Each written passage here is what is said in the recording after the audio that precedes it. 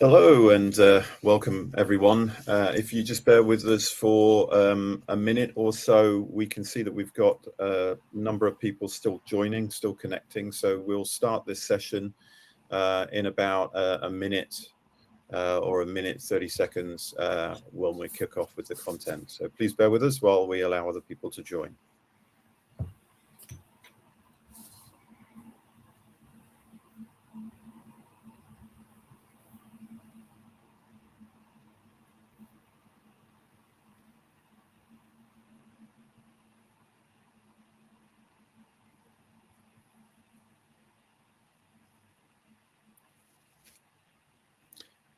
I can still see people joining, so we'll just wait a little while longer.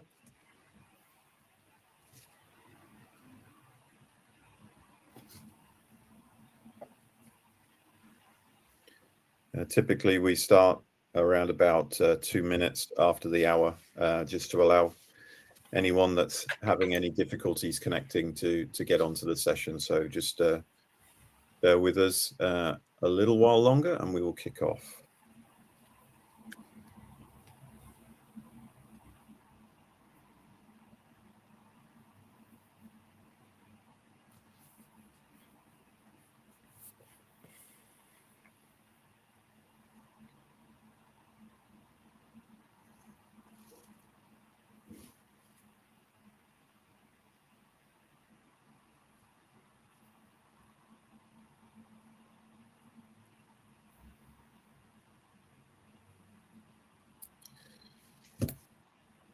Okay, so I think we're good to go.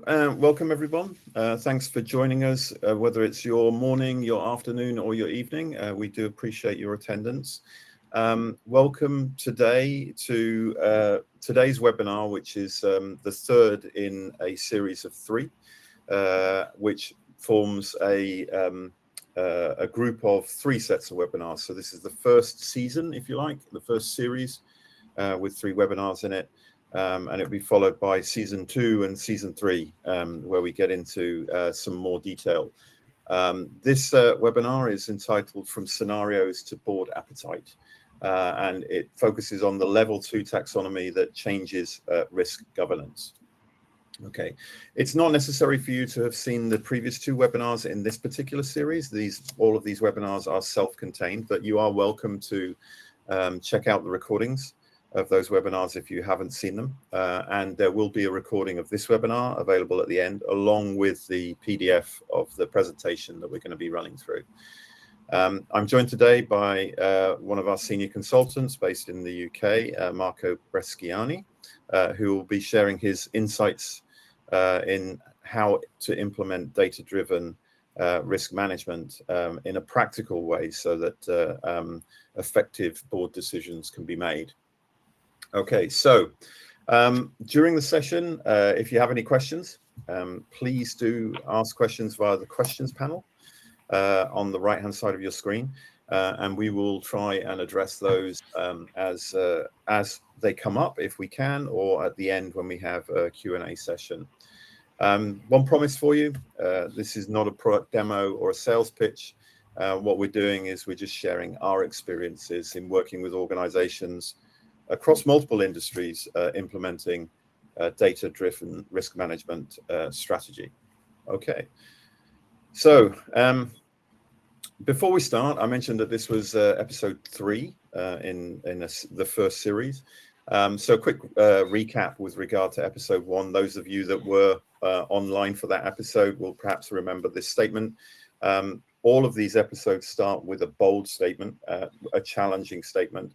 And in episode 1, it was the fact that most cyber risk programs are defensible against an auditor, but they're useless to a board. Okay, and we explored the evidence that backed that up. We looked at analyst opinion, for example, recent Gartner reports, but we also looked at real-world evidence where there were examples of customers or businesses which had experienced problems even though they were fully compliant. I suppose the tagline from that was the fact that, compliance may keep you out of court, but it doesn't ensure that your business is resilient.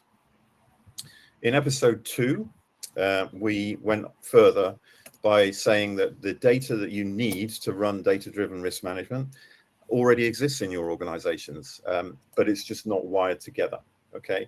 And what we did again was we explored the evidence of that fact, that there was data there, that it was in use by different parts of the business. We broke down the problem of not being able to wire that data together, and then identified how we'd go about changing that, and explained how to do it. Specifically, we wanted to help organizations understand how they can bring that data together to move away from a compliance-driven approach to one that supports compliance, but part of as an outcome, right? As an outcome of making business decisions based upon data. In both webinars, we introduced the data-driven risk management architecture, which is what we're looking at here, and possibly burnt onto people's retinas that have been attending all three webinars. But this fundamentally outlines how we go from pure data into the concept of building quantified risk scenarios, which we can then roll up into risk management and ultimately risk governance, and how we can align the decisions that we make, the quantified outputs that we generate, with a business's risk appetite. So today, what we're going to be focusing on is how we move up that architecture from the scenarios at the data and the scenarios at the bottom, right up to discussions with the board around risk appetite and regulatory reporting, etc. So with that, what are we going to cover today? Well, as with the previous webinars, we've got roughly 30 minutes of presentation and then 10 minutes of Q&A. We'll start with another claim, see whether or not you agree or disagree. Then we'll delve into the evidence that supports that claim. We'll diagnose what the problem is that we're dealing with, what needs to change in terms of the shift in thinking and the shift in behavior. And then we'll describe the method of doing that, and then follow that up with a Q&A. Okay. So what's today's big claim? Well, today's big claim basically is that the board doesn't care about cyber risk scenarios. They care about the business outcomes that may be impacted as a result. So, you know, despite all of the hype around cyber threats, the media coverage of recent incidents, the talk about AI risk, etc., what they're really concerned about is how their business may be affected. And typically that effect occurs in just a few ways. That's what they're looking at. So what we'd like to do, first of all, is just to do a quick poll and see how you feel about that particular statement. Do you agree with that statement, somewhat agree, somewhat disagree, or strongly disagree with that statement? So if you wouldn't mind just casting your votes. I'm going to cast mine because I strongly agree, but you're welcome. Everybody's welcome to their own opinion. So we'll just give that a minute for everybody to respond.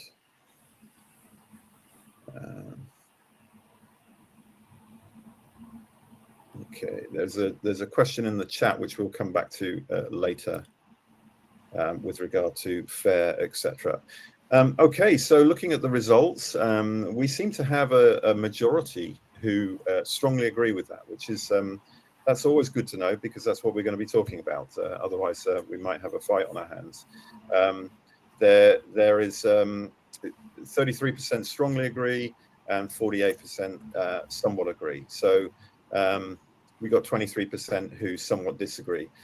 Maybe that's a discussion to be had, right? But I think if you start boiling down what it is that an organization is concerned about, and they're talking about a specific threat actor or a specific risk scenario or a vector that's going to possibly be used, that discussion very quickly will roll up to actually what is it that we're protecting, what is the potential loss effect, and those loss effects can be grouped, as we will see as we go through the presentation. Okay, so thank you for that. We do appreciate that. So as mentioned, how do we back that up? How do we back up that statement? What we typically see is that depending upon your industry, there are there are different things which the board tends to focus on, right? So, for example, in retail organizations, they are heavily focused on business continuity and protection of their customer data. They're concerned about the logistics, outages in their logistics or breaching sensitive data records, and so on. And we looked at an example of this in episode 1 when we looked at the recent incident with Marks and Spencer's in the UK in 2025. And I suppose the real question that they were asking, or should have been asking, was not who or what or how that breach could occur and did occur. They should really have been asking is, how big is the impact that we can expect if that was to occur? And it was significant. It was over £300 million. It virtually wipes out their profits for an entire quarter, and they're still feeling the effects from it. If we move to the other side and we look at the manufacturing area or industry, typically their principal concerns from a board perspective are about production uptime, right, and the supply chain.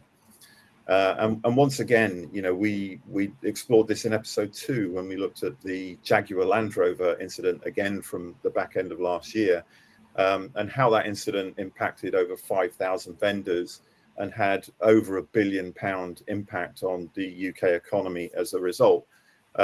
Again, this is one of the things where, it wasn't really questions about who or how or what that should have been asked. It was questions about, what is the impact that we can expect if something like this was to occur. But what we'll do today is we'll look at a slightly different example. We'll look at a financial services example. And here we're looking at obviously heavily regulated industries. So their focus is very much on regulatory standing, right? Their regulations add up across geographies, across jurisdictions. It's an industry where if there are breaches, it could result in a loss of license to operate or significant financial constraints being placed on their future operations. And to some extent, there's perhaps an aspect of comply or die in this particular industry. And that's what drives a lot of decisions around risk. So we're going to have a look at this particular example with an organization in Australia called Medibank, who offer insurance services for healthcare, etc. And they had an incident in October 2022. And it was basically through stolen third-party contractors' credentials and then a lack of multi-factor authentication, which caused this problem. But the net result was that they ended up with 9.7 million records, customer-sensitive data being exposed. They didn't pay the ransom, so the data was shared on the dark web.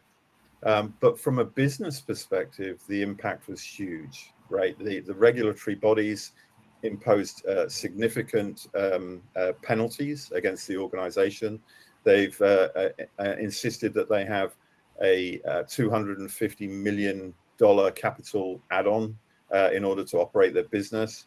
And they've got multiple class action lawsuits which are following this. And rather interestingly enough, and something that we will come on to later on in the session, is at the time they had no cyber insurance, right? So they had nothing to cover this. If we look back to the Marks and Spencer's incident that I talked about earlier, yes, they lost 300 million. They had about 100 million in coverage. But this case, Medibank, that wasn't even an option. Okay, so what we're looking at here is how can we actually communicate effectively with the business so they understand the levels of exposure that they're prepared to accept, that they're prepared to tolerate. And what I'm going to do is I'm going to try and explain why or my colleague Marco is going to explain why this is actually the case. Why do we have such a challenge when it comes to communicating the actual impact of potential breaches to the board. Marco. Thank you, Neil. So far, we have discussed the gap between board and security. One sees the business impact, and the other one sees the cyber scenarios. The reason is structural, so it goes beyond the regulated sectors. Leadership and security teams operate on two different plans because one measures risk in operational terms. So security will reason about CVs, vulnerabilities, strength of controls, alerts on the SOC systems, while their leadership will decide in financial terms. So will this cause a loss of revenues? Do we have to put more capital aside? We will lose customers because our reputation will suffer. And without the translation layer, those two plans, which are parallel, they would never meet. So the point is, how can we compare cyber to the other risks in the enterprise risk management scenario? Because if we talk to them about risk scenarios, they will hear about technical activities and not business exposures. And from this point of view, cyber risk is no different from other risks. We will see this, how to align cyber risks to enterprise risk management on the next page. But before we move there, let me comment on why it matters. So we have three reasons. The first one is decision bandwidth, meaning the board, your management has limited time to understand and to discuss about cyber risks, and even some of them could be versed on cybersecurity. They can govern only a few categories, not 50 or more risk scenarios. So there's a human limit for this. The second point, which I'm sure that everybody would have seen, is that the competition for budget is fierce. Money is scarce for everybody. So how can you get your point heard to the board? If you say that we have critical vulnerabilities on several thousand endpoints, you will probably be missed. And if you say that we are 2 million over appetite with the 10 million exposure, this will get the board attention. And the last point is how can we get cyber on the ERM agenda, on the enterprise risk management agenda? Again, the point is the board acts on consequences, not on cyber risks, not on scenarios. So they need to compare cyber risks on with loss of revenues, loss of reputation, and what could be the consequences in case some regulatory obligation is missed. So the point is the prize is not to get a better report with this matter, with this approach, but rather to get the board to own cybersecurity. Think about the Medibank case that Neil just discussed. So one single person, one third-party account compromised caused almost 10 million records loss and 120 million of revenue losses. And so the reason this is important is also that it helps moving the call before the bang and not after the incident has happened. So risk acceptance should be made on purpose before the event, before something forces the call. And I have a poll on this one. So which one of these you see in your organization? I'm sure that everybody has seen that money for cybersecurity or money in general is scarce, but I would like to hear if you also see the other points. I will cast my vote.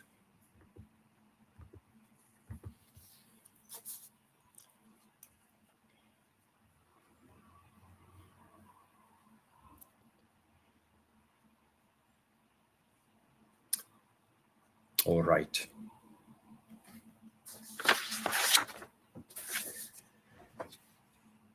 So moving from diagnosis to how we do this. So I spoke about setting up, creating a translation layer between management decisions and security decisions.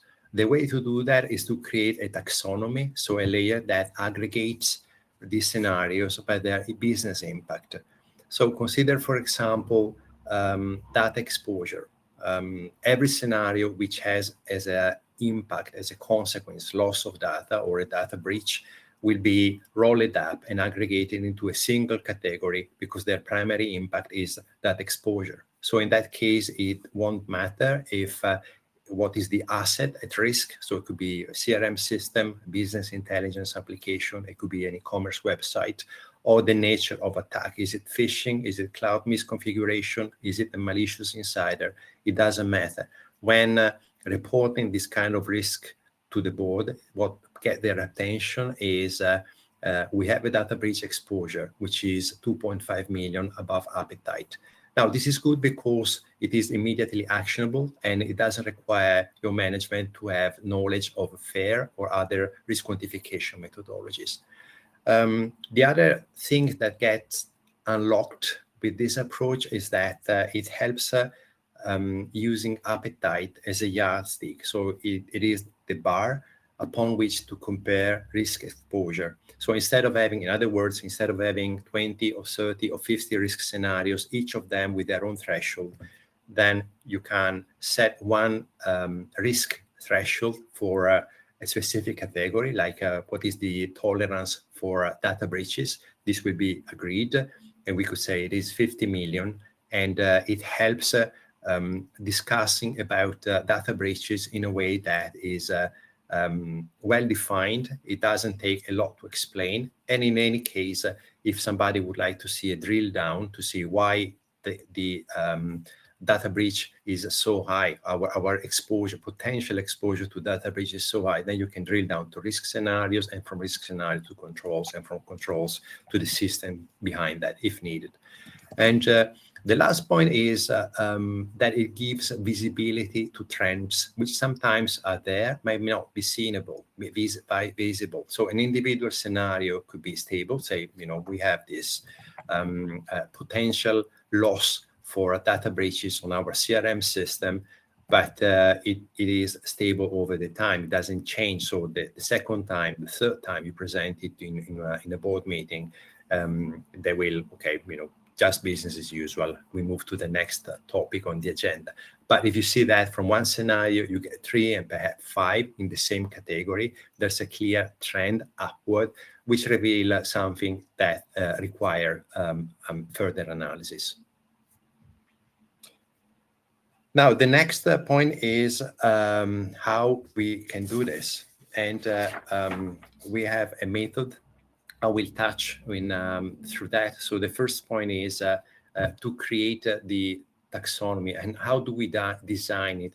The taxonomy is basically a 3-level structure with one shared language. Starting from the bottom, we have FAIR risk scenarios, which could be as many as you need, as many as you deemed appropriate to model your risk landscape. The second level are the security risk categories. And the key difference between the two of them is that risk scenarios are defined as FAIR, so one outcome, one threat actor, and all the assets related to the scenario. But level 2 categories are usually no more than between, say, 5 to 8, because they need to be outcome-based, so do something that is meaningful for your management, and they roll up risk scenarios which have the same impact. And the last point is connecting the level 2, so the outcome-based categories, with enterprise risks. Now here there is an interesting point that we can always assign one risk scenario to one risk category, so the relationship will be many risk scenarios to one risk category, but the relationship between level 1 and level 2 is actually many to many, because the same risk category could have impact on different enterprise risk. If you consider Medibank, for example, again, data breach, but a data breach which had a consequence on business operations. It had regulatory impact because they need to put aside a hefty amount of capital because the regulator asked them to do so. They have legal costs because they are still from 2022, now 4 years later, they still have class actions pending and going on. So the same level 2 categories could be mapped to more than one enterprise risk. How we do this? There are design principles that help to keep this honest. I will not read through all of them. You will have the PDF in case, and of course, we are available to discuss further if you like. So the design principle will be one primary home, no double counting. So one risk scenario into one level 2 category. Categories, level 2 categories are defined by the business impact and not by attack method. This is important because it helps security categories to live throughout the changing threat landscape. So you don't have to rethink or rediscuss risk categories every year. Maybe one new category may appear, but they will be stable as threat change. The third point is that every category carries a number. Numbers are derived from level 3 scenarios. So they will be the aggregation of the risk scenarios into one specific risk category. The fourth point is that there is also a link up to obligations when ones are going upward and down to scenarios and controls.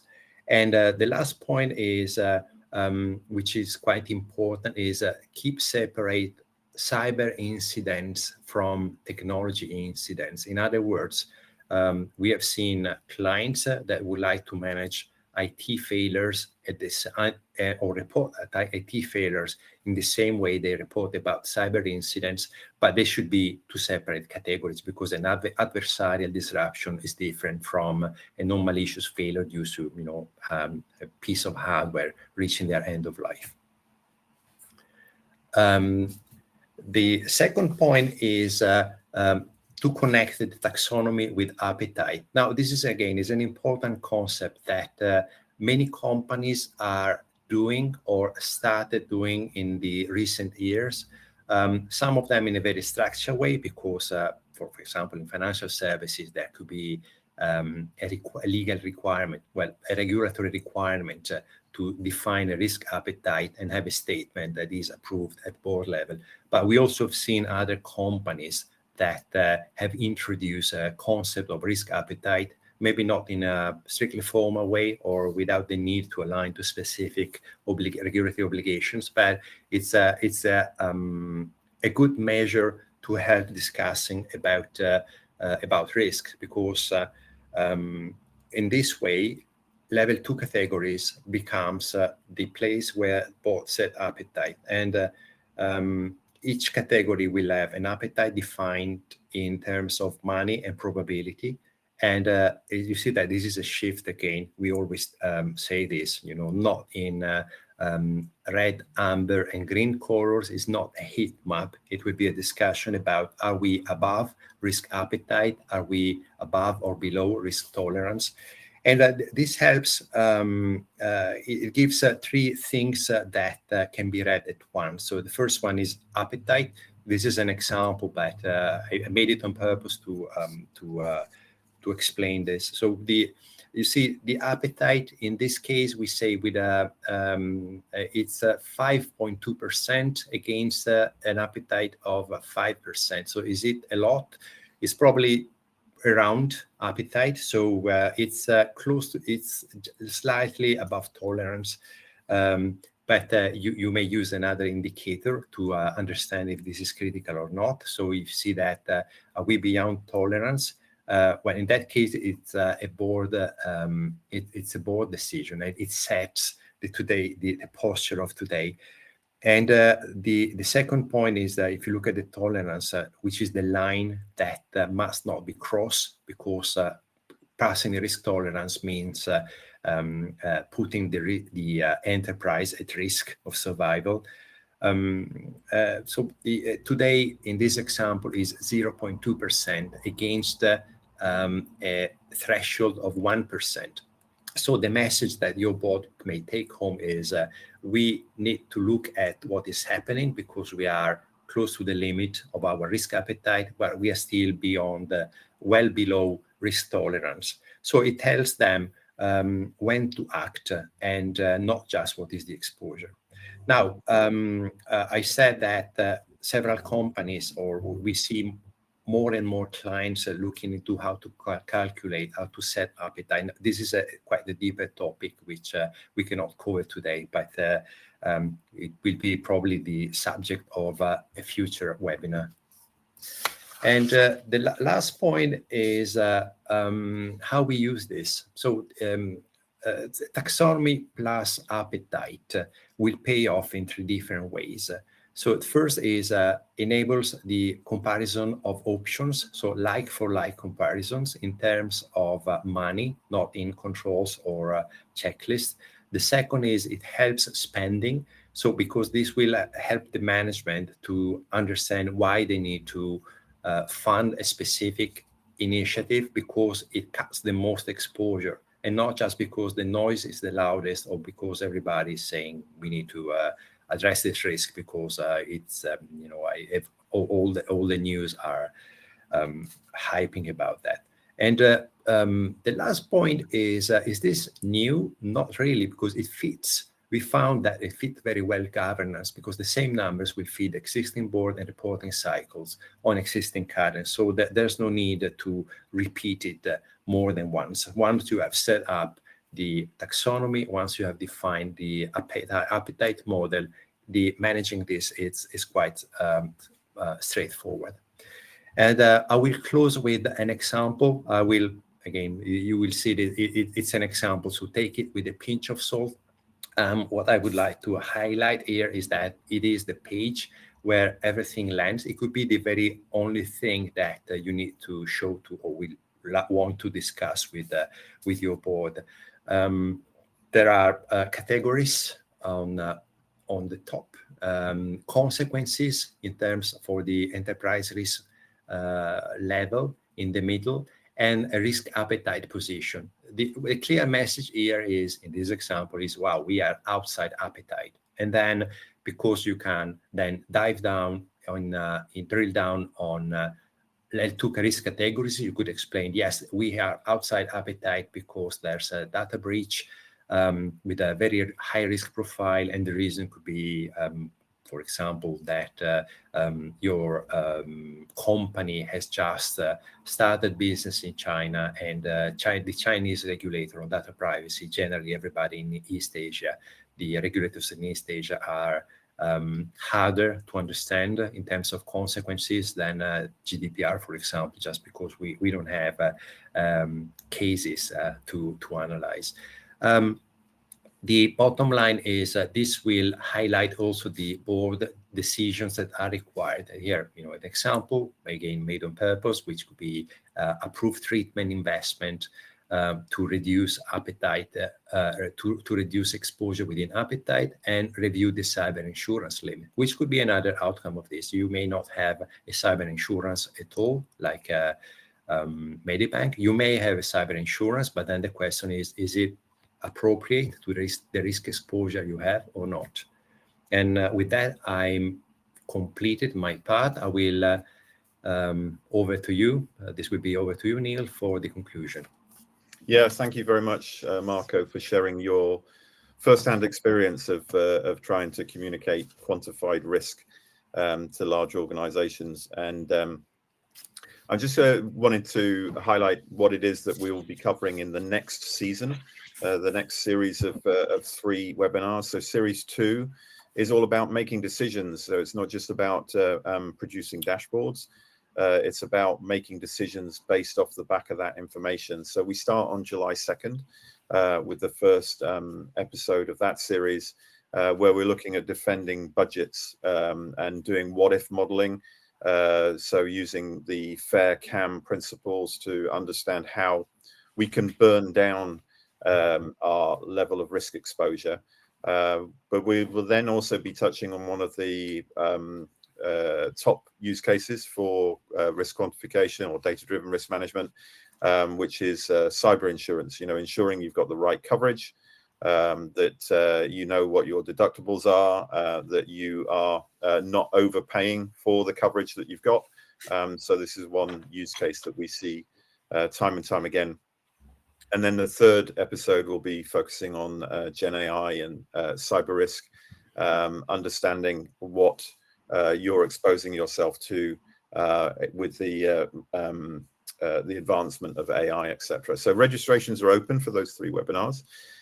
If you want to talk to us directly, then please do.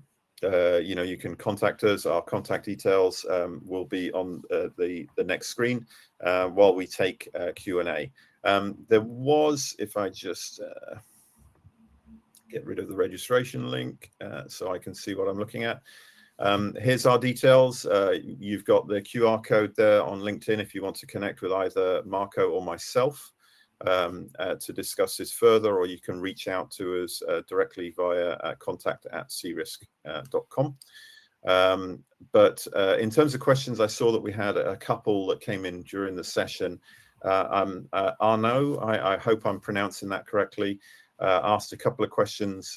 He asked, is there a model from the FAIR Institute with regard to wiring data together?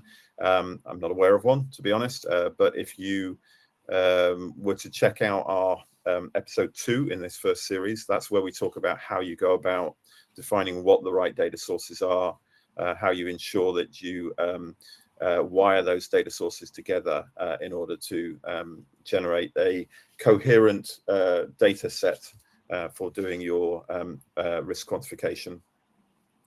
One of the questions that was asked by Arnaud was with regard to ALE, in annualized loss exposure, which is a number which is derived from both the loss magnitude of a quantified risk assessment and the loss event frequency, so the likelihood of it happening within a given time frame.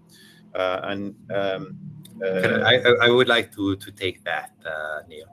Go ahead. Go ahead. Yeah. So no, thank you very much. It's a very important question that it's pivotal in the conversation we have with clients about which should be the right way to measure business impact. What is done typically is that ALE is used at the operational level. So in monthly conversations within the sales organization or within the IT organization. But for board decisions, rather than the ALE, which is the annualized loss, we look at the loss magnitude and typically at the P90, so the 90th percentile. The reason that it otherwise it gets diluted in the fact that you may have an event with, like you said, with a high potentially high loss magnitude, but with a frequency, say, below 10%, which is still relevant. But you will see this the same principle, by the way, when purchasing a cyber insurance. So we will discuss about this in one of the next webinars too.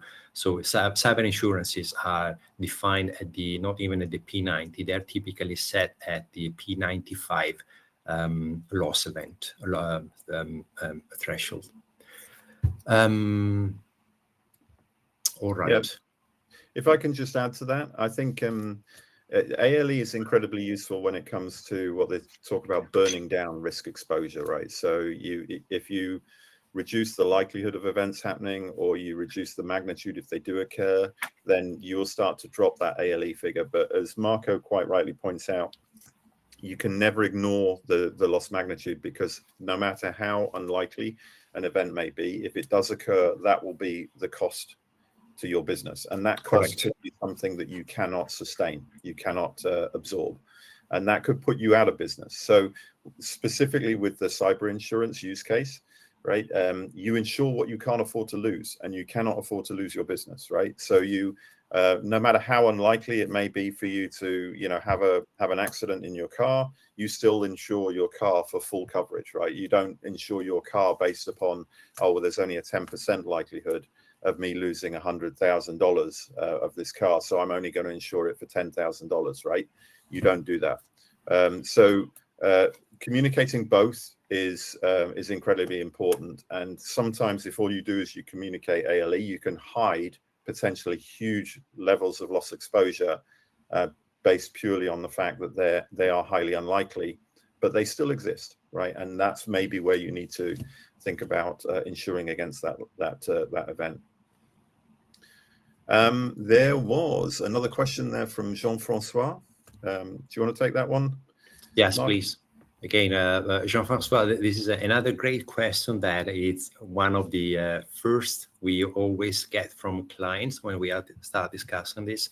So it is extremely important, just like with as we do with the FAIR methodology, that the way thresholds or tolerance is set is sound and built upon facts rather than opinion. Now, the way risk tolerance is set is typically we start from defining risk capacity, so the maximum loss that a company can absorb is the existential ceiling for survival. And risk capacity is usually based on a mix of financial numbers. One could be the total revenues of the company. The other one could be, so we could typically look at total revenues. We look at net income or gross profit. And the second one could be, the third one, if needed, could be, for example, the capital you need to put aside for risks. The interesting thing is that these three measures are well known for public companies that will be published in the annual report. And the way they are used is that a percentage of those values are taken. Consider revenues, for example. If you are a company that has, I don't know, 2 billion of revenues per year, a reasonable amount could be like 1% or maybe 5%. It depends a lot on the nature of your business. And sometimes if you operate in a regulated industry, this will be defined by the regulator. And once you have defined risk capacity, which is, of course, require an agreement between or the approval of the CRO, it's not something that can be done or just inside the security organization. Then you can define the level for risk tolerance and maybe for other event. But in other words, it is a conversation defining risk capacity and risk tolerance in a way that is not questionable, that will not put into discussion by the board, means using the same terminology, for example, that is used in the enterprise risk management reports. They will have something about consequences. They will have a level of acceptable risk for all the events, not just cybersecurity. And cyber risk will be defined as a certain percentage. Which is the right percentage? It depends. Again, sometimes it is defined by regulators. Sometimes it is defined by benchmarks. And some other time it would be a mix of the things. And again, the using calibrated expert, subject matter expert will help fine-tuning the ranges for risk tolerance and other elements of the risk appetite in the right way. But to be defensible, it must come with a common discussion and agreement between the security, possibly finance, and the chief risk officer. Okay, thank you, Marco. The time for one last question. I see Arnaud has posted another question with regard to loss event frequency controls and loss magnitude controls. And I'm just going to flick back to the previous slide. Definitely, I would suggest attending the next webinar on July 2nd, where we will actually be drilling into FAIR-CAM, which is the control analytics model. And that talks about how you have controls of different types, how they affect different things, whether they reduce the loss event frequency or the loss magnitude. I did start this session by saying it wasn't going to be a sales pitch, but if you are interested, we have online training, e-learning available, and a specific FAIR-CAM training course, which is developed in conjunction with Jack Jones, who developed the FAIR-CAM methodology. So feel free to check that out. But like I say, if you want to attend the next webinar, we will be touching on that. So I don't see any more questions, and we are pretty much bang on time, 45 minutes from the start. So if anybody has any further questions, please pop them in the chat now, or feel free to reach out to either of us or C-Risk as an organization in general if there are still unanswered questions that you want to address moving forward. I can see that we have one potential message being typed, and I'll just wait a minute or two to see whether that comes through.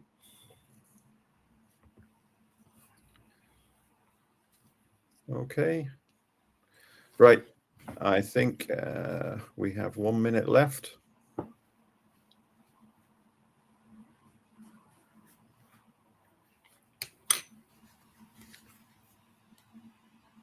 I don't want to cut you off on in your prime while you're typing the message, so I'll give you another minute.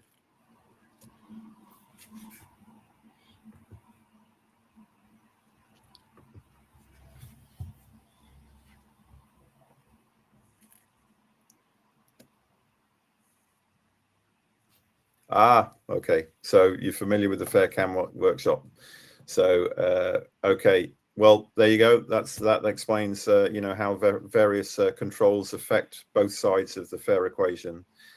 So thank you very much, everybody, for your attendance. We do appreciate you joining these webinars, and we would love to see you in the next season of our webinar series. It's episode 4, if you like, which I think in Star Wars terminology was A New Hope. So hopefully we can bring a new hope to quantified risk management. Thank you. Thank you. Bye. Bye.